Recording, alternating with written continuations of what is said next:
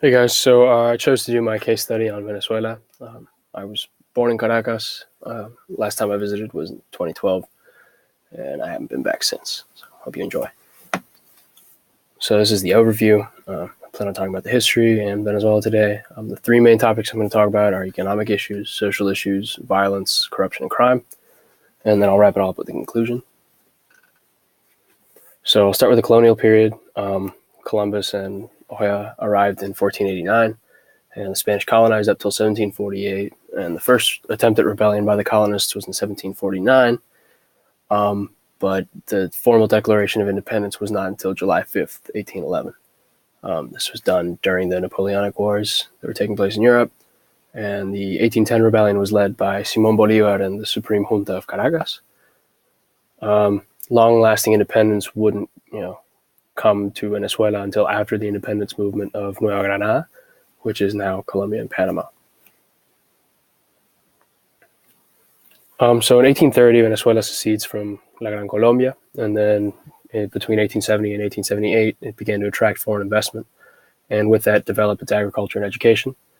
Under dictator Juan Vicente Gómez, it became the largest exporter of oil in the world, and it had dramatic economic success in 1973 when the Bolívar hit its peak value against the dollar. This was during an oil boom under Caldera. And in 73, the oil and steel industries were nationalized. And 3 years later, the state oil company PDVSA would be created. In 1989, there was a depression due to decreased oil prices, under which Carlos Andrés Pérez was elected, and he implemented austerity measures that led to civil unrest in which hundreds of civilians were killed. And in the years following that, Hugo Chávez Frías would come to win his first presidential election in 1998, and I will include more on that in my final draft. So Venezuela today is technically not a failed state, although many would argue otherwise. The reason I say that it's not is because the Venezuelan government does effectively and most definitely excessively project its power and authority over its territory and peoples, although it doesn't seem to have much regard for protecting its national boundaries and those who cross them.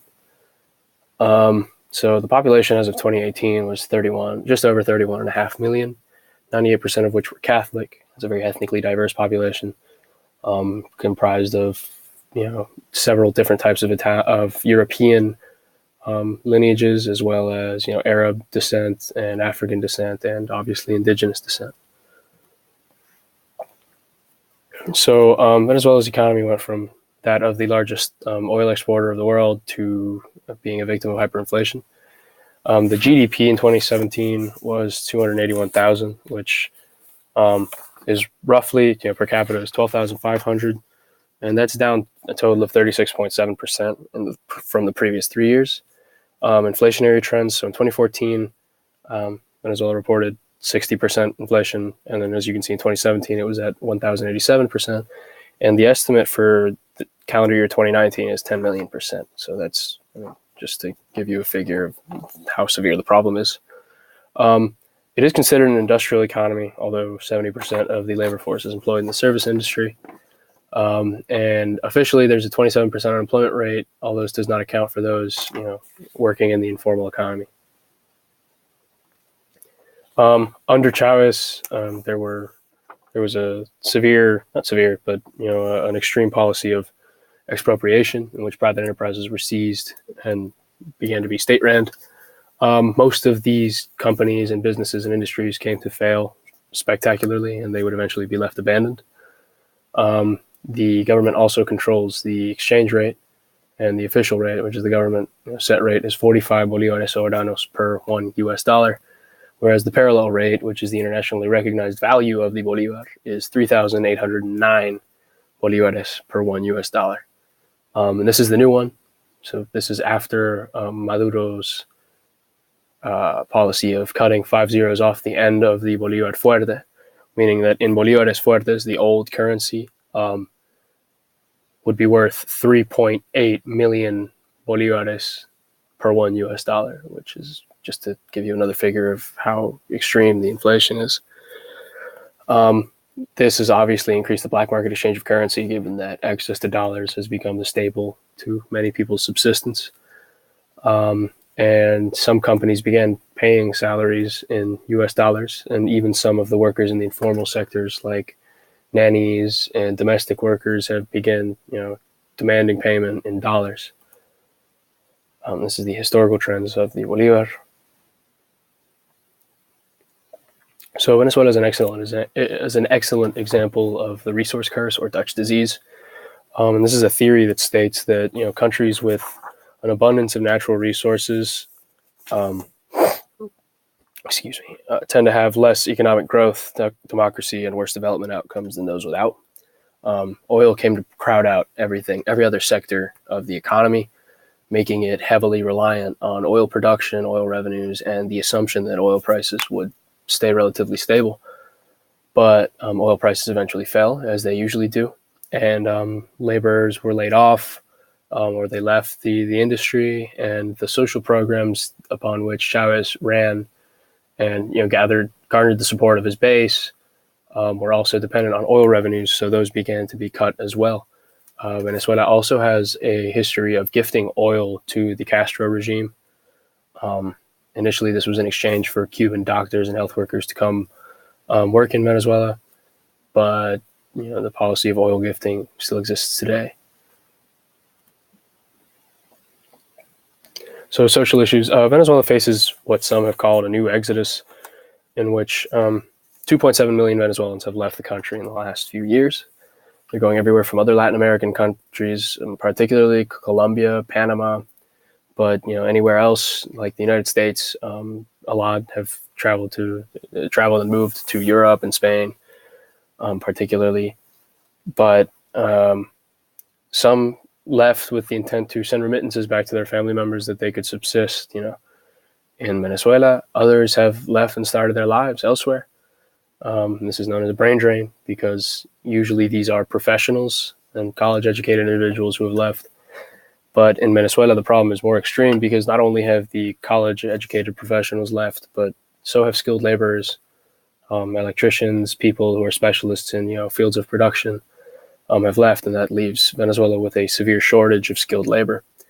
And pile that onto the shortages of food, medicine, hygienic products, household products, cleaning products, water being rationed, and access to it being uncertain and intermittent at best. And most recently, power being an issue. The power grid in Venezuela has been, I would say poorly maintained, but I wouldn't do it justice. It just hasn't been maintained over the last few years due to the extreme shortage of skilled labor. Most recently, just now in 2019, there have been several blackouts throughout the major urban centers, and there was a 7-day long blackout earlier this year that affected much of the country, much of the country's urban population. Education is another important social issue. So Venezuela was once among the highest in the literacy rates in Latin America, and the public system provides free and compulsory education from 6 to 15. And then secondary schooling is also free but not required. And this is the secondary schooling is what would produce the skilled labor and the blue collar jobs or blue collar workers for Venezuela. But nearly half of the adult population has no secondary education. The majority of middle and upper class families opt for private schooling, as is the case in many other countries, which has neglected the vocational and the technical sector. There are several colleges and universities throughout the country.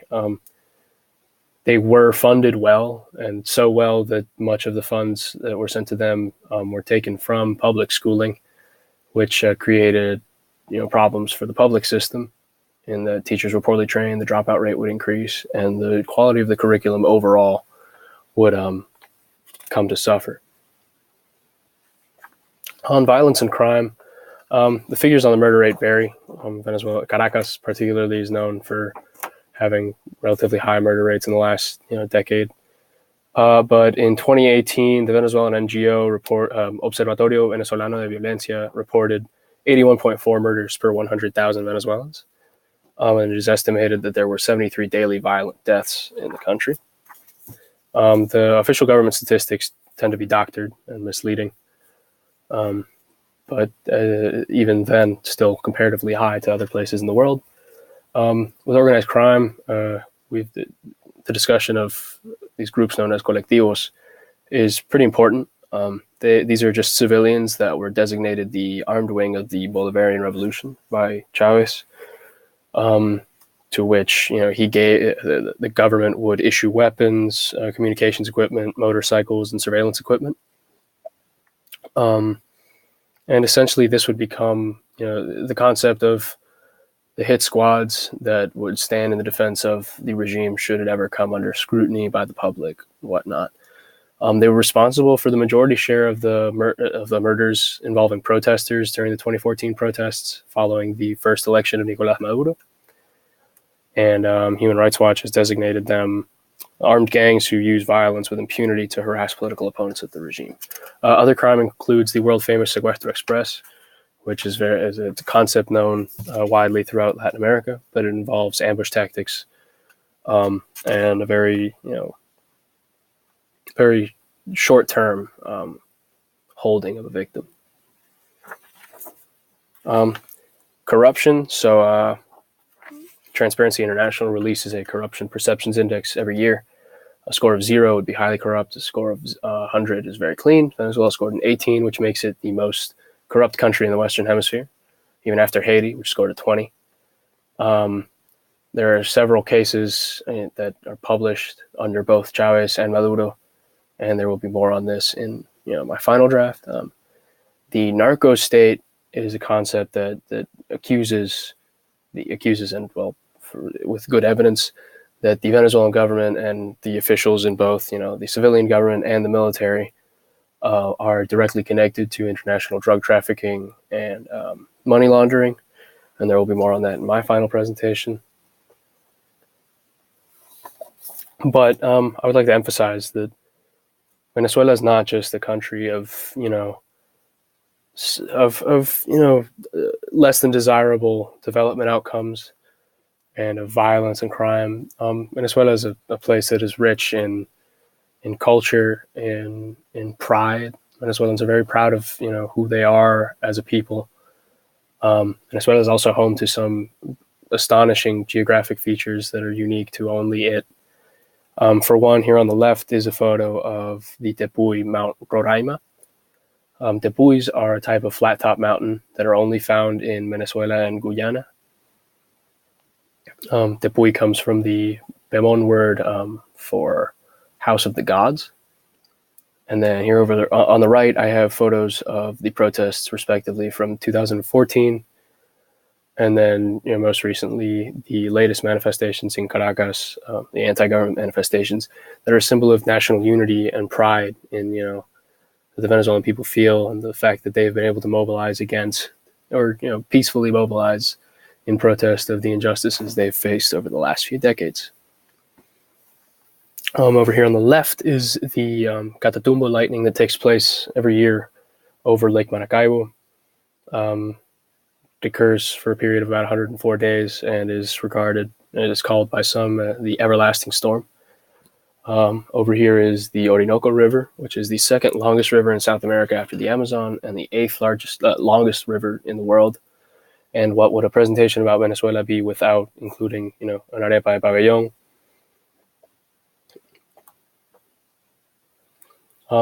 This is the Venezuelan U20 soccer team that reached the World Cup final a few years ago, and Venezuela is, known for its connection to baseball and some of the historic baseball players it has produced. And this is El Ávila, which is between Caracas and the ocean. Venezuela's case is one for the history books, and it's one that will be studied for years to come.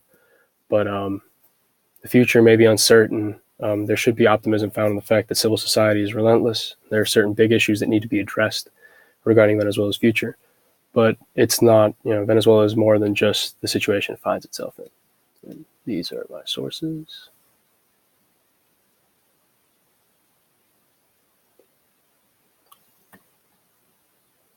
Thank you.